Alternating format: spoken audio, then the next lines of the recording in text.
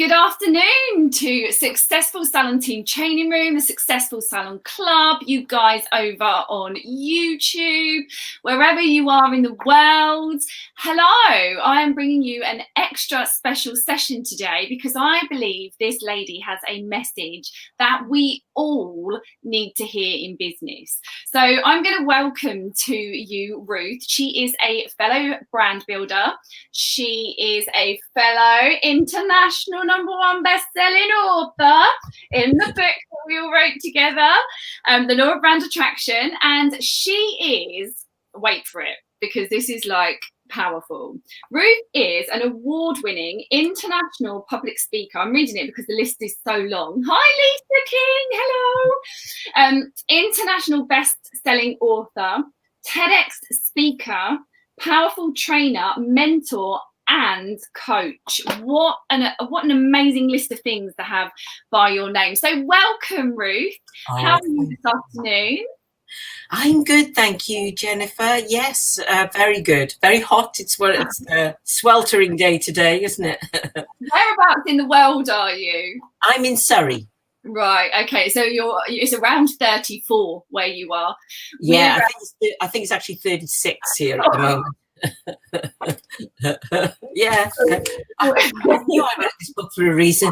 That makes a great fan, doesn't it? I remember, so where we are, it's like 27, and I am dying already. Oh, that sounds like heaven. I bet it does. And I'm so super lucky because the salon has dual entrances, front and back, so the wind comes through, and we're literally stand outside the shop. You can see the beach, so that the flow of air, we are very, very lucky. We're still sweating and moaning. Well, you've got hairdryers and things going as well, you know, so I thought I'm just going to put mine up today. Yeah, I do. I'll sit down for this.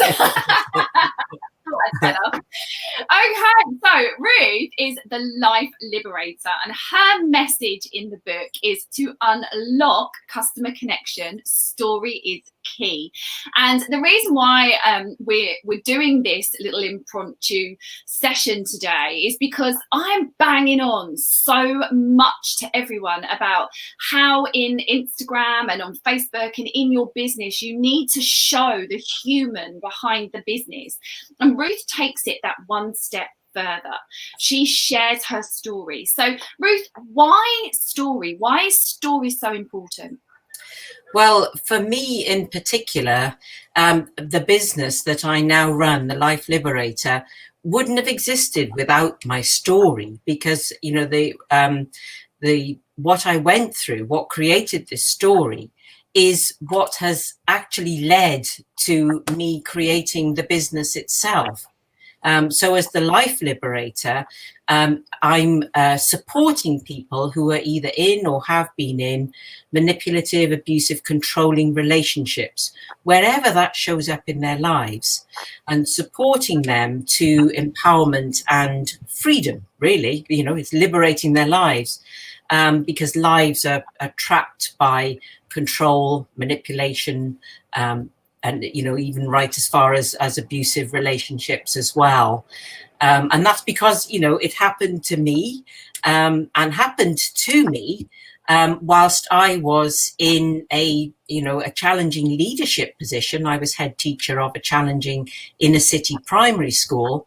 So, you know, it's sort of like I need to bust all the myths about the sort of people who can be in abusive relationships with someone, because it's a very complex area. And through the work that I do, I've also had people coming to me where that bully, that controller, appears in other areas of their life as well. So so this is what I do, and I teach strategies of what I call elegant assertiveness, so that you can stand in your power, you can say what you need to say to that person, but you can do it in a way that's graceful and dignified and doesn't create conflict. So, you know, no matter what the situation is, there's a solution where you are able to stand up and in your power.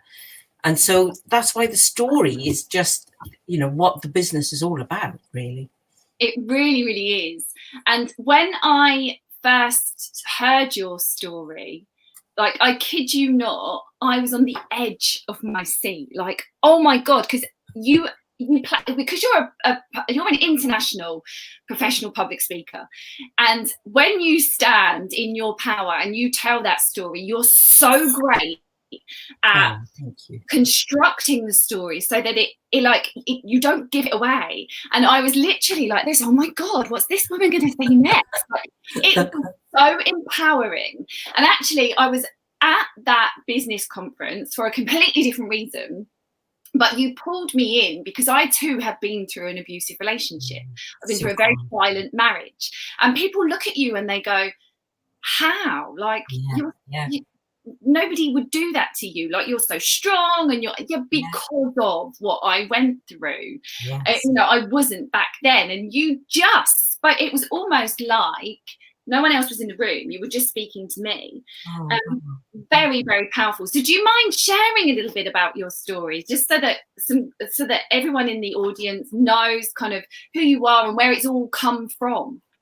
Yes. Well, as I say, I was at the time, I wasn't like, fresh out of school or anything like that. I had already been through a marriage. I had children. And so, it was as a divorcee that I met my abusive partner, although, of course, to start with, he wasn't abusive. He was Mr. Charm himself, So this is, as I know now, one of the more common things that happens, that they are like your ideal person, your ideal partner to start with. And of course, then that's when you put a lot of your hopes, your dreams, your plans for the future in this relationship. And when the abusive stuff starts happening, that's when you start making all the excuses, justifying it. Oh, it was just a blip.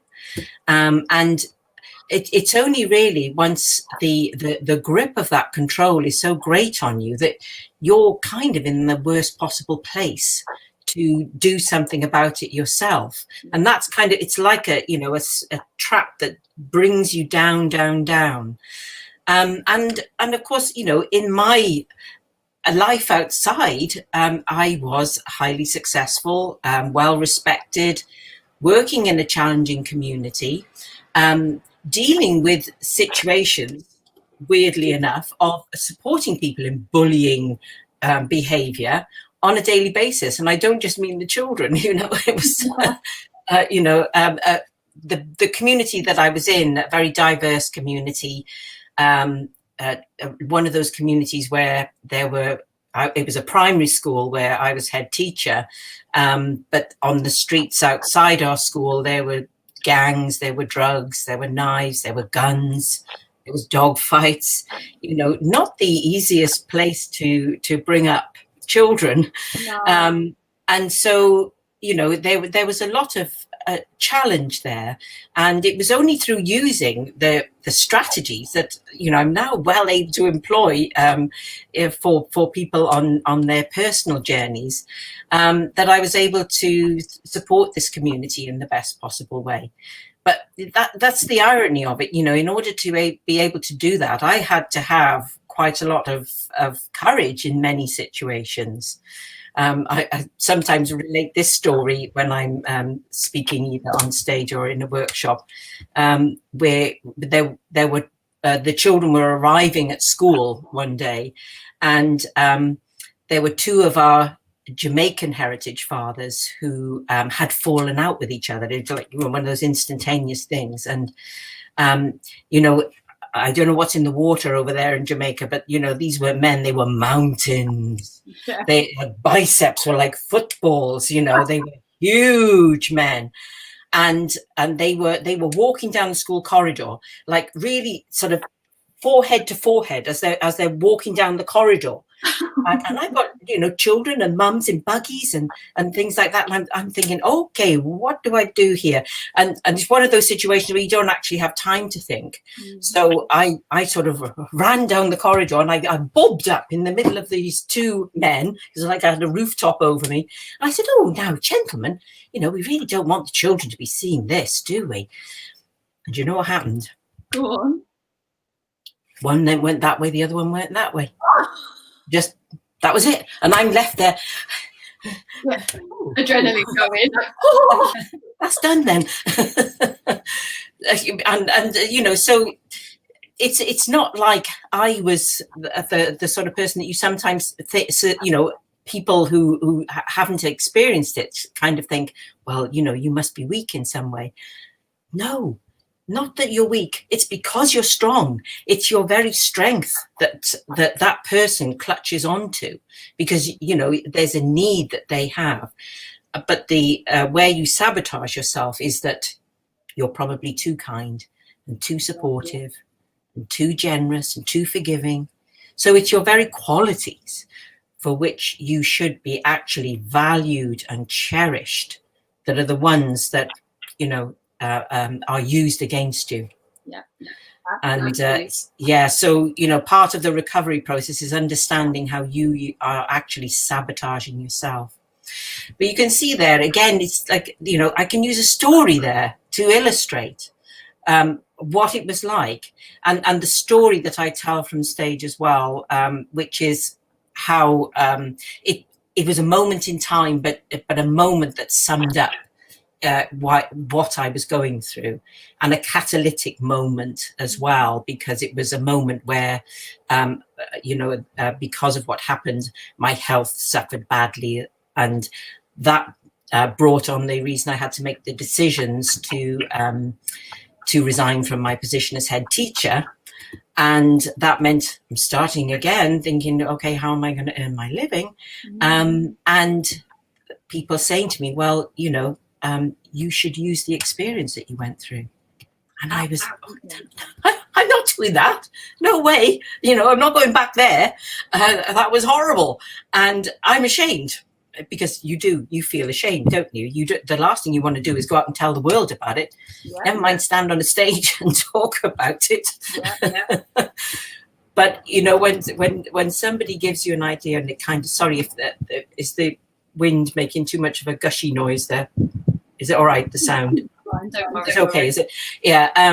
Yeah. And that's when I realized, you know, that actually I'm in that perfect place because of the professional experience that I had, combined with the personal experience. It gave me those insights that really are able to turn things around for people quite quickly. You know, people who are in that hopeless place of thinking, I have no idea how to get out of this. And a change of perspective can really help that. But also the other powerful part of it, Jennifer, is that because I stand on the stage and tell my story, and it's, you know, my chapter is about being vulnerable. And when you tell a story, which is one that you actually feel a little bit ashamed that it happened to you, that you can't be more vulnerable in many ways than that. But what really amazed me was that, you know, I came off stage and there were so many people, mostly women, but occasionally men as well, would say, you were telling my story up there. And the beauty of the vulnerability is that then it makes it all right for them to say it happened to me. Yeah. Yeah. And that's when the connection is created, because, you know, they come up to say, that's my story. That's connection then, isn't it? You know, it's heart to heart, isn't it? And I think in business, we all got into business because of a story. You know, we all I opened my hairdressers because of a story. You opened your business because of your story. We all have that backstory inside of us that we've buried down and almost forget that it's there. And if we dig a little deeper and just pull that to the surface and start to tell that story to our clients, you know, put that out on social media, put that out on your website, put that out in your newsletters, let everybody know your story. You will connect personally, heartbeat to heartbeat, and you will gain more customers than you've ever gained before, because they want to know that you're human. You're not just another business. You're a human business. You are a human behind it. And you do that so well. When, like you just said, when you tell your story on stage, it's my story. I'm there with you. I'm living that with you. And it does make it okay, because actually, when I'm because Ruth and I are also part of Public Speakers Academy. That's right. When I go to Public Speakers Academy, it was like a new chapter. Nobody knew me there. No one knew that I had been through that. I didn't have to acknowledge that part of my life. Yeah. And then, bam, you go on the stage. And actually, it's part of me. It's part of what happens and who I am and why I'm standing here as Jennifer Louise and why I do what I do. So why should I be ashamed? You know, I shouldn't be ashamed. My ex-husband should be ashamed, not me. You got it in one. Absolutely. Yes. It yes. empowered me, and you empower so many people when you stand there. And, you know, some people may not be brave enough to speak up and say, that's my story, but they're certainly thinking it. That yes. makes me feel amazing. Yes, because I think sometimes this is, you know, because it is a kind of a hidden area in many ways that I deal with. And often, like I did myself, you know, you know something's badly wrong with your relationship, but you don't necessarily think it's abusive. And so, you know, having that sort of awareness being open to you that actually this is not all right. Because the problem is you get into a sort of interaction, a way of working together, your patterns of behavior, that they become so ingrained in who you are as a couple that you almost sort of don't stop and question it. Yes, it will piss you off. It'll make you angry. It'll make you cry, but you're not really challenging it in the sense of saying, hang on a minute, you know, there's something really quite dark and toxic going on here. And you know, I think the same was true for me, really, until I got out from the relationship, that I actually then had time to start reflecting on what the heck had gone on. Yeah. And I kind of had, you know, I was on my own journey of recovery at first. I wasn't thinking about, you know, making a business out of my experience, but I had 3 questions that I really, really was trying to find the answer to. And the first was, what was it about me that made me vulnerable to that negativity? Why was I accepting that negativity? What was it about him that just made him so randomly and pointlessly cruel? And thirdly, how could I be absolutely certain this would never happen to me again? Yeah. So, you know, I was on my journey to find the answers to those. And that's when, you know, I sort of came to that realization, thanks to mentors, you know, kicking me up the butt and saying, come on. Yeah. You know, I realized that that's where I could really do the you know, impact in the most powerful and positive way for others. Yeah. And it needs the help from others, the mentor. I mean, Ruth and I share 2 mentors, actually. We share 2. So we share Andy Harrington from the Public Speakers Academy, and then we share Sammy Blindell from the Brand Builders Club, who has kicked our absolute backsides on a daily basis for the last 4 months. Like 8 p.m. every morning, I'm in a session with her. You know, Wednesday evenings we're in a second session, and there's the Thinkubators that are kicking off as well. Like, she doesn't stop. She is that foot. I always say I'm the foot up my team's butt. Nobody until I met Sammy had ever had their foot up my butt driving me, and she just pushes you. I mean, she made us write the law of brand attraction. She asked us if we would be involved, and then went, brilliant, you've got 7 days. Write your chapter in 7 days. Like, this woman takes no shit. No, with it. No, absolutely. And that first Zoom call that we were on, 10 days later, you were able to buy this book in Amazon. Like, it's not even imaginable. And then to become an international #1 best-selling book in 6 countries. Like, we even nailed, like, I don't know if you can see this. Can you see that there? USA, for Christ's sake. We nailed that. We nailed UK, Australia, Netherlands, Germany, and I think it was Hong Kong or China? I can't remember. I think it was Hong Kong. Yes, Hong Kong is what came into my mind anyway. I mean, Really. Crazy. And the USA, not even just one category, 2 categories. The same in the UK, 2 categories. And it's unheard of. Like, having a mentor, I think, is so important in business to push you. But, disclaimer, you have to do the work yourself too.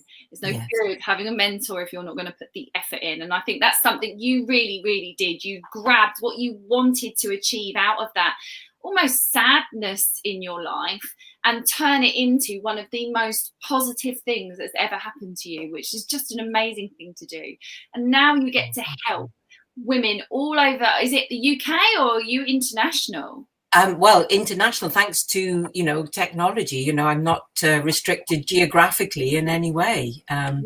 So yeah, it's amazing, really is amazing what opportunity we have these days. And I think this was this was the principle that Sammy had behind the book, wasn't it? That we might be in quite strange circumstances, but you know, if you've got the determination, if you've got the willpower, if you get on with it, you can achieve anything.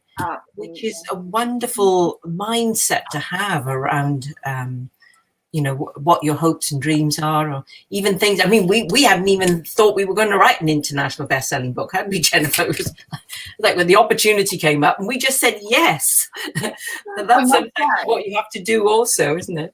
I said yes and then went, oh, what? This isn't going to happen.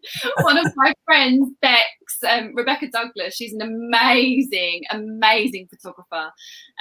She does loads of brand shoots. So for everyone's been mentioning my Instagram pictures lately. Rebecca Douglas .co.uk, she does .com, I think it's .com actually, RebeccaDouglasPhotography.com. She does all of them and she's phenomenal. And everybody's been mentioning them later and I can't remember why I was about to say that to you. Oh, she had to proofread all my stuff. Oh, okay. Bonkers, because I'm dyslexic, so it's I have to have people literally proofread everything that I do. And even my clients sometimes come in and go, there's a spelling mistake in that text message. I'm like, oh, really? Sorry. I just had to keep sending it to her. Like, can you just proofread this? Is this okay? And it was stressful, to say the least. You've reminded me of one of Sammy's little tenets that she says, and she says perfection is poverty. And if you're sitting back and waiting to be perfect, then that's fine, but your bank balance will show the difference. Absolutely. And another little quote that I hear a lot is, your bank balance reflects the amount of people you are helping. So get out of your goddamn way and start growing up and serving people and helping people overcome the pains and the challenges in their life, which is, Ruth, is something you really do. So, well done you. And if anyone out there listening to this right now, or listening to this either on the Online Learning Centre or over on YouTube years and years down the line, or Facebook years and years down the line, I have put into the description of this video all of Ruth's contact details. So if you are in an abusive relationship and you are going through some really tough times, reach out and speak to somebody, because from somebody that has dealt with it, the first few times you forgive because you just don't want to rock the boat and you're too scared and you don't believe in yourself and you can't do it. The minute you involve someone else and own up to the fact that that is happening and really voice that and get that support, is the moment you decide to change your life. Yeah, absolutely, Jennifer. Yes, really well said. That's it. Yeah, you've got to take that step. It feels huge, but once you've taken it, then the doors are open. That's the best life of your life, literally. It's like, done. And it leaves you free to create the life you wanted, which was a really powerful thing, sitting there and thinking, okay, what do I want? What do I want this life to be? Because I don't have to answer to anybody now. I can create exactly what I've dreamed of. And I don't have to involve anyone else out in that. It was liberating, to say the least. Yes. For those of you that want to meet the wonderful mentor of our Sammy Blindell, heads up, she's on tonight with Joanna Howes and I, and we are bashing through how to employ your dream member of staff, how to get that advert out in the papers or on Facebook, however, Instagram, however you want to do it. Joanna's going to pull in, I mean, Sammy's she's worked in award-winning advertising companies, so she's really, really key at creating that advert. Oh, absolutely. Joanna has got all the wording behind who do you want to bring into your team and what words will pull them in. So we're really, really unpacking that tonight. So make sure you tune in. I know it's going to be hot, so grab a glass of wine, set your alarm for 5 to 7 and sit down and come and join us for some extra training this evening. Right, Ruth, thank you so much for spending some time with us and just telling your story and why story is so important inside of business. I've really enjoyed chatting to you. Oh, thank you. I hope you get to cool down a little bit now. Have a lovely afternoon, won't you? And guys and girls, I will see you at 7 o'clock this evening. Take care. Lots of love. Thank you, Jennifer. You're welcome. Bye-bye. Bye-bye. Bye-bye.